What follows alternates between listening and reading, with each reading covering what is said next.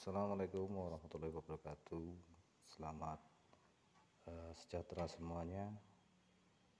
Kembali ke channel belajar bareng ya, dimana untuk kesempatan hari ini saya akan menjelaskan tentang penggunaan multitester analog. Oke, sebelumnya jangan lupa di subscribe, like, komen, dan share ya. Lanjut ke penggunaannya. Jadi sebelum kita menggunakan multitester analog, kita harus tahu nama-nama bagian-bagian dari multitester ini. Jadi yang pertama di sini ada papan skala ya, papan skala ini yang bertuliskan nomor-nomor dan garis ini namanya papan skala atau sering disebut display. Kemudian di sini ada jarum penunjuk atau pointer ya. Kemudian di sini ada preset ya. Di sini ada preset yang mana nanti ini fungsinya untuk mengatur jarum pointer ini ya ke arah 0. Nah, ini kan belum 0. Jadi nanti sebelum penggunaan kita nolkan dulu. Kemudian di sini ada selektor. Ya, selektor ini nanti berfungsi untuk kita memilih alat ini digunakan untuk apa, atau untuk mengukur tegangan DC atau tegangan AC ataupun di hambatan. Oke, kemudian di sini ada prob positif, di sini juga ada yang hitam ini kabel prob negatif. Oke, lanjut langsung ke pengukuran ya. Kita lakukan pengukuran yang pertama, yaitu untuk pengukuran DC volt ya, yang mana kita nanti akan mengukur aki yang biasa kita ketahui ya. Jadi di aki ini tegangannya 12 volt DC. Jadi kita arahkan saja selektornya ini ke arah 50 ya. Kita harus lebih, jangan di arah 10, kita harus lebih di 12 volt, karena yang lebih dekat dari 12 volt itu di atasnya adalah 50, maka kita arahkan selektornya ke arah 50. Oke, langsung kita lakukan pengukuran. Tapi sebelum kita lakukan pengukuran, kita harus tahu dulu, kita cek, oh ternyata jarum pointernya tidak lurus 0. Kalau tidak lurus nanti hasilnya pun kurang akurat. Waalaikumsalam. Oke, maaf tadi ada sedikit gangguan ya. Kita lanjut, kita kembali ke sini lagi ya. Kita nolkan dulu jarum pointernya ke lurus 0. Oke, setelah lurus baru kita lakukan pengukuran. Kita coba untuk mengukur tegangan baterainya apakah masih layak digunakan atau tidak. Kita ukur dulu. Oke, ternyata tegangannya hanya 5 volt. Dari mana kita tahu 5 volt? Oke, jadi tadi pointernya ke arah 50. Jadi yang kita baca pada papan skala ini adalah yang maksimalnya 50 volt DC. Nih, volt DC AC pun sama nanti.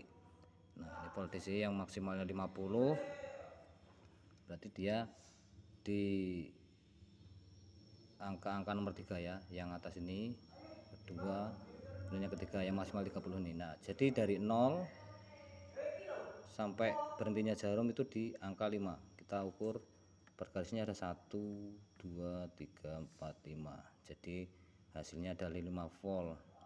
Otomatis kalau tegangan aki 5 volt dia tidak bisa digunakan.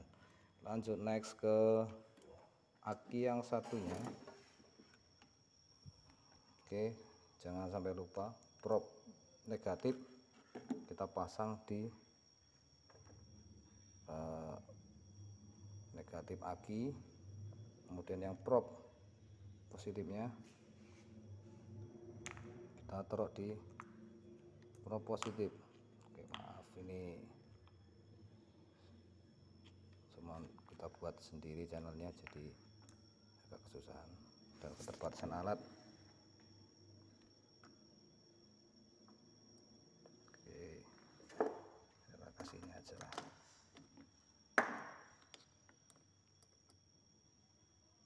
Oke, kita baca sekarang hasilnya tetap di 50 volt DC. Jadi ini di 10, kemudian dia lebih jarum 12, jadi tegangannya adalah 12 volt karena stripnya dia lebih 2 strip, dan per strip ini nilainya adalah 1, jadi 10 ditambah 2 karena dia lebih 2, jadi adalah hasilnya 12 volt DC. Nah, walaupun bentuknya seperti ini dan cacat, ternyata dia masih bisa digunakan dibanding dengan yang kelihatannya rapi, masih bagus, ternyata tegangannya drop. Oke, lanjut ke pengukuran volt AC atau volt PLN. Oke, untuk pengukuran volt AC atau listrik rumahan,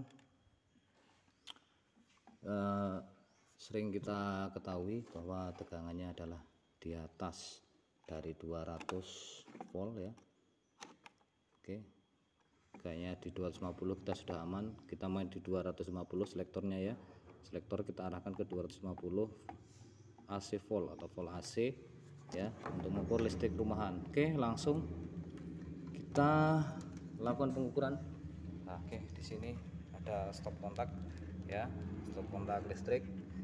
Langsung kita colokkan. Kalau untuk AC penempatannya itu bisa bolak-balik prop negatif dan positifnya, karena memang AC itu adalah harus bolak-balik. Oke ya, setelah kita colokkan dia bergerak ya. Oke, baru kita langsung mulai pembacaan. Oke, sebentar biar bisa terbaca, kabelnya saya arahkan ke samping sini dulu. Oke ya, ternyata hasilnya adalah 101, 2, 3, 4 ya, 4. Dia lebih 4 baris di atas 50, dan per barisnya ini nilainya adalah 10, berarti 150 ditambah 40 adalah 190 volt untuk hasil pengukuran tegangan PLN ya, yang biasanya standarnya di PLN itu 220 sampai 250. Di sini kita ukur ternyata hanya 190. Oke, lanjut untuk pengukuran yang berikutnya, yaitu untuk pengukuran hambatan ya. Jadi kita arahkan selektornya ke arah hambatan yang berwarna biru atau berlogokan seperti ini, logo ohm atau logo hambatan. Kita arahkan. Oke, nah untuk pengukuran hambatan itu adalah sebaliknya pengukuran tegangan ya. Jadi kalau tegangan tadi kita gunakan yang di atasnya dulu ya, di atas yang kita ukur. Seandainya tegangannya 12 volt, itu yang di atas 12 volt di sini ada 50. Kemudian 220 volt, di sini yang paling dekat ada 250. Kita pakai atasnya. Tapi kalau untuk hambatan kita mulai dari yang kali 1 dulu. Yang dari yang kali 1. Oke.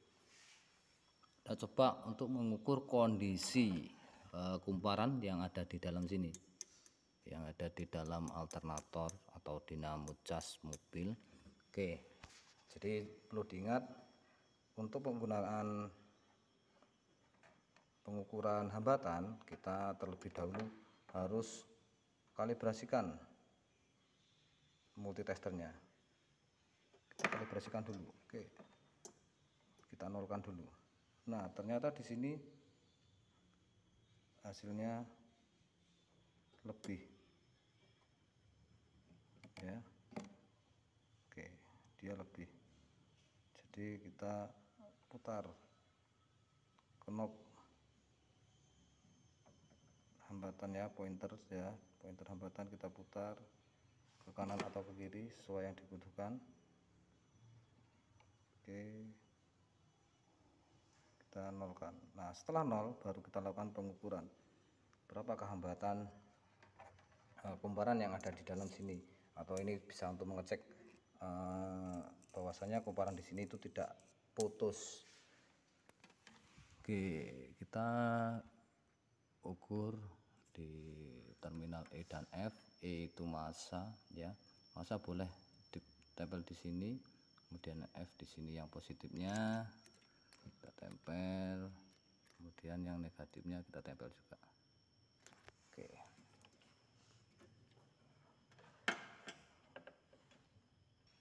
Oke, kita lanjut ya.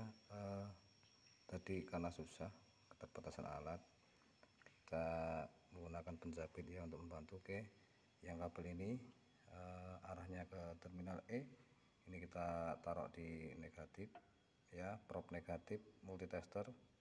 Kemudian yang F kita letakkan di probe positif, kabel probe positif multitester, dan terbaca di sini ternyata ada hambatan. Berapa besar hambatannya? Yaitu dia menunjukkan arah di nomor 2+1. Oke ya, ini kalau dari samping seperti ini. Tapi kalau untuk pembacaan multitester kita harus lurus, tegak lurus. Oke, kalau tegak lurus dia terbaca di 2+1 strip tuh, tapi satu strip pendek. Nah, sedangkan di antara 2 sampai 5 ini ada strip panjang 1, 2 ya, antara 2 sampai 5 ada strip panjang 2. Jadi di strip panjang ini adalah sebenarnya kalau dikasih nomor ada 3, 4, dan di sini di jarum pendeknya 2+1 di jarum pendek, jadi nilainya adalah 2,5. Oke ya, sampai sini bisa dimengerti. Kurang lebihnya mohon maaf. Kita di sini sama-sama belajar, dan jangan lupa dukung terus channelnya. Saya akhiri. Assalamualaikum warahmatullahi wabarakatuh. Semoga bermanfaat.